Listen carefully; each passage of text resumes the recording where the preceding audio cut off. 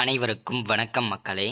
இந்த ஒரு வீடியோவில் நம்ம எதை பற்றி பார்க்க போகிறோம் அப்படின்னா, எல்லாருமே ஃபோட்டோலே தம்ப்நெயிலே டைட்டிலே பார்த்துருப்பீங்க மக்களே. ஆமாங்க, நீண்ட நாட்கள் கழித்து நீண்ட மாதங்கள் கழித்து வந்திருக்கக்கூடிய சத்துணவு துறையிலிருந்து வேலைவாய்ப்புக்கான புதிய நோட்டிஃபிகேஷன் அஃபிஷியலாக ரிலீஸ் பண்ணி கொடுத்துருக்குறாங்க. சரிங்களா?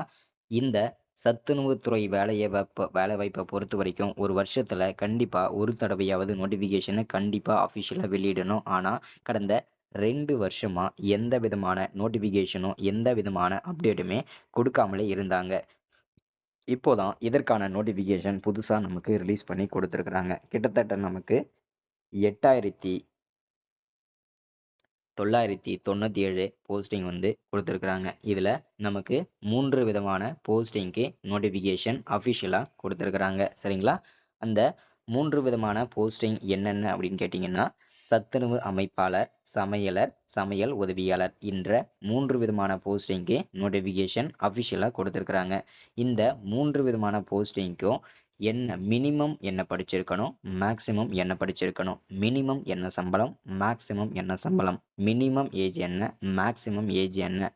இந்த சத்துணவுத்துறை வேலைவாய்ப்பை பொறுத்த வரைக்கும் மினிமம் வந்து பார்த்தீங்கன்னாக்க எவ்வளவு குவாலிஃபிகேஷன் இருக்கணும் அப்படின்றத பார்க்க போகிறோம். அது மட்டும் இல்லாமல் இந்த வேலைவாய்ப்பானது யார் யாருக்கு முன்னுரிமை கொடுப்பாங்க, முன்னுரிமை கொடுக்கும்போது எம்ப்ளாய்மெண்ட் ஆஃபீஸில் பதிவு பண்ணியிருக்கிறவங்களுக்கு அதில் என்னென்ன பெனிஃபிட் இருக்குது, அதை பற்றின அப்டேட்டுமே நம்ம பார்க்க போகிறோம்.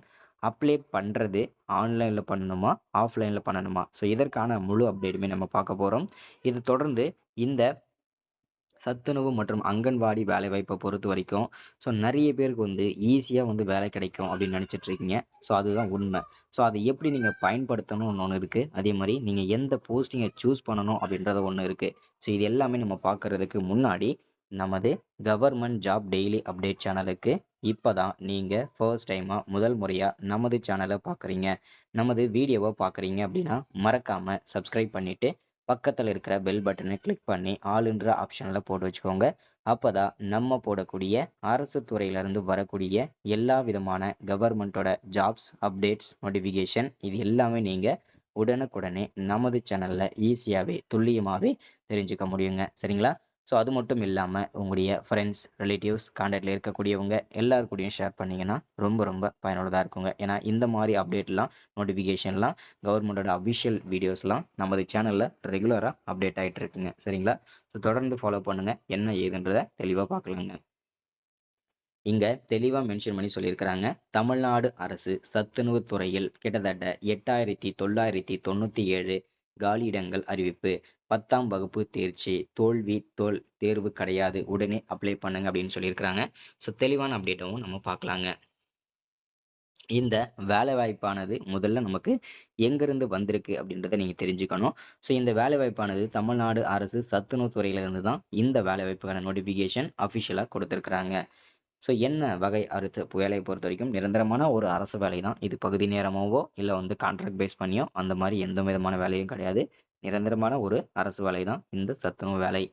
அடுத்ததா என்னென்ன பதவிக்கெல்லாம் கொடுத்துருக்காங்க அப்படின்னா, இதுல சமையல் உதவியாளர் மட்டும்தான் சொல்லியிருக்கிறாங்க. ஆனா இது நமக்கு 3 விதமான போஸ்டிங்கு வந்திருக்குதுங்க. அது என்னென்ன போஸ்டிங் அப்படின்னா, சத்துணவு அமைப்பாளர், சமையலர், சமையல் உதவியாளர் இந்த 3 விதமான போஸ்டிங்கு தான் நோட்டிஃபிகேஷன் அஃபிஷியலா கொடுத்துருக்குறாங்க. சரிங்களா?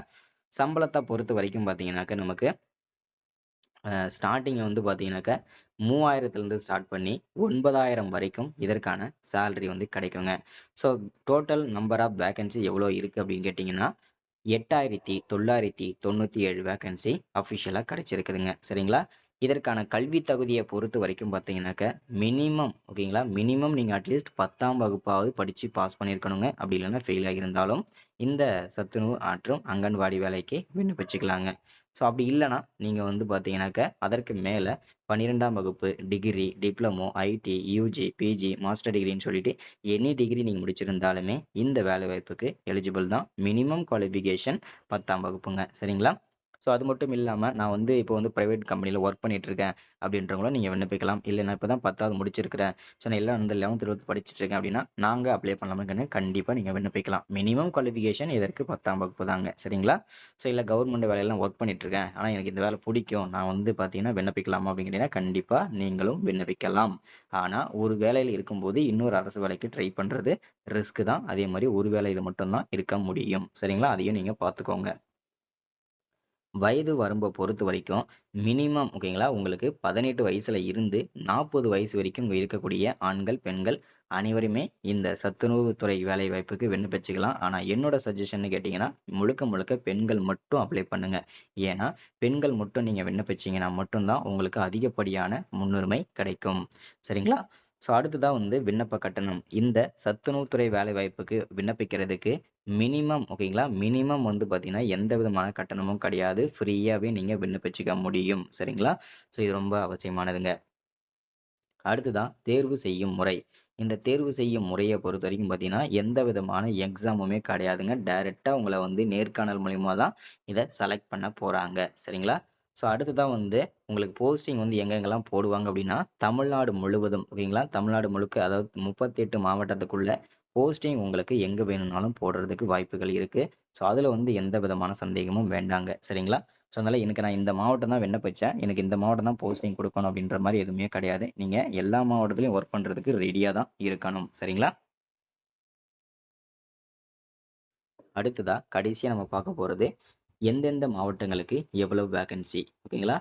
சென்னைக்கு 179 மாவட்டங்க 179 vacancy, Cuddalore 320 vacancy, Dindigul 139 vacancy, Perambalur 73 vacancy, Ramanathapuram 187 vacancy, Salem 722 vacancy, Tenkasi 138 vacancy, Theni மாவட்டத்துக்கு 106 வேக்கன்சி, விழுப்புரம் மாவட்டத்துக்கு 288 வேக்கன்சி, தர்மபுரிக்கு 135 வேக்கன்சி, ஈரோடு மாவட்டத்துக்கு நமக்கு இன்னும் வேக்கன்சி அனௌன்ஸ்மென்ட் பண்ணல. இதிலும் அப்டேட் பண்ணல. கொஞ்சம் வெயிட் பண்ணீங்கன்னா, அதற்கும் அப்டேட் கிடைச்சிடுங்க. சரிங்களா? கொஞ்ச நாள் ஒரு 2 நாள் 3 நாள் போகட்டும். அதுக்கப்புறம் கடைசியா இன்னொரு அப்டேட்டும் குடுக்குறேன். அடுத்தது காஞ்சிபுரம் மாவட்டத்துக்கு 74 வேக்கன்சியும், தூத்துக்குடி மாவட்டத்துக்கு 104 வேக்கன்சியும், திருப்பூர் மாவட்டத்துக்கு 262 வேக்கன்சி, திருவாரூருக்கு 163 வேக்கன்சி, வேலூர் மாவட்டத்துக்கு 292 வேக்கன்சி, விருதுநகர் மாவட்டத்துக்கு 273 வேக்கன்சி, கள்ளக்குறிச்சிக்கு 309 வேக்கன்சி, கன்னியாகுமரி 99 வேக்கன்சி, அரியலூருக்கு 178 வேக்கன்சி, திருவள்ளூருக்கு 236 வேக்கன்சி, தஞ்சாவூர் 190 வேக்கன்சி, திருச்சிக்கு 231 வேக்கன்சி, கிருஷ்ணகிரி 732 வேக்கன்சி, புதுக்கோட்டைக்கு 345 வேக்கன்சி, செங்கல்பட்டுக்கு 154 வேக்கன்சி, திருநெல்வேலிக்கு 119 வேக்கன்சி, நாமக்கல் 321 வேக்கன்சி, திருப்பத்தூருக்கு 140 வேக்கன்சி, கரூர் மாவட்டத்துக்கு 200 பிளஸ் வேக்கன்சி, நாகப்பட்டினம் 93 வேக்கன்சி, அரியலூருக்கு 178 வேக்கன்சி, சிவகங்கை மாவட்டத்துக்கு 427 வேக்கன்சி, ராணிப்பேட்டை மாவட்டத்துக்கு 211 வேக்கன்சி,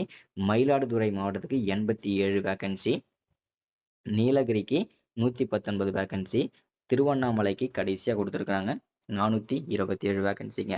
இந்த மாவட்டங்களுக்கு எல்லாமே எந்தெந்த வேக்கன்சிக்கு அது எந்தெந்த மாவட்டத்துக்கு எவ்வளவு வேக்கன்சின்னு சொல்லிட்டு பார்த்தாச்சு. இப்போ அப்ளை பண்றது எப்போலிருந்து விண்ணப்பிக்கலாம் அப்படின்னா, வரக்கூடிய 10ஆம் தேதியிலிருந்து ஸ்டார்ட் பண்ணி அடுத்த மாதம் 5ஆம் தேதி வரைக்கும் இதற்கு வேலைக்கு விண்ணப்பிச்சுக்கலாங்க. விண்ணப்பிக்கிறதுக்கு என்னென்ன டாக்குமெண்ட்லாம் வேணும்? எந்த போஸ்டிங்கை சூஸ் பண்ணணும்? நம்முடைய ஸ்ட்ராட்டஜி என்ன? விண்ணப்பிக்கிறது ஆஃப்லைன்ல பண்றது, ஆன்லைன்ல பண்றது 2 மெத்தடுமே அடுத்த ஒரு வீடியோல தெளிவா, துல்லியமா நான் எக்ஸ்பிளைன் பண்றேன். இந்த வீடியோ லென்த்தா இருக்கும்ன்றது காரணத்துக்காக தான் அடுத்த வீடியோ நம்ம மேக் பண்றோம். அந்த வீடியோவை நீங்க ஃபாலோ பண்ணிக்கோங்க. சரிங்களா? மறக்காம ஒன்ஸ் அகைன் சப்ஸ்கிரைப் பண்ணுங்க, லைக் பண்ணுங்க, ஷேர் பண்ணுங்க. Thank you.